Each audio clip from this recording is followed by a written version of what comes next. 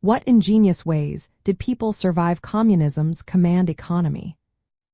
Imagine living in a system where the government owns almost everything and controls how goods are made and distributed.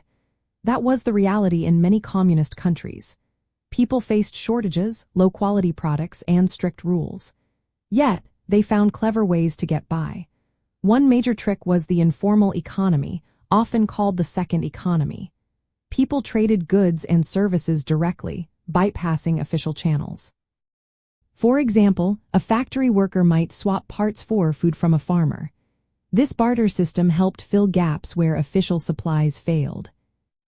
Another survival method was fake reporting.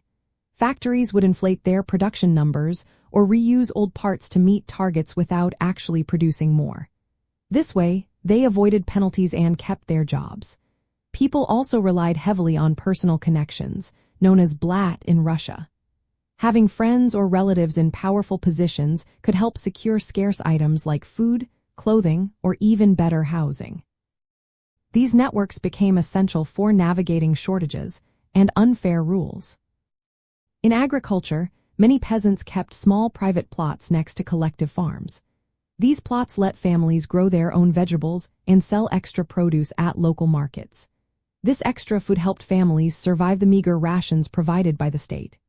Workers and managers also developed strategies to protect themselves.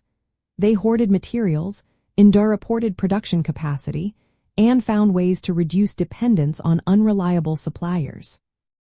These tactics created a safety net in a system that often felt unpredictable.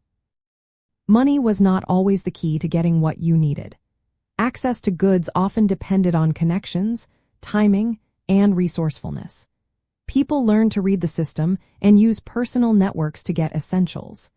These survival methods were not officially approved but were tolerated because they kept daily life going. They became part of the unofficial way people coped with the rigid structure of the command economy. In essence, people survived by being creative and resourceful. They traded goods and favors, kept private gardens, and used their social networks to get what they needed. These strategies helped them endure shortages, inefficiency, and strict controls. Despite the hardships, their ingenuity kept many alive and allowed some degree of independence within a tightly controlled system.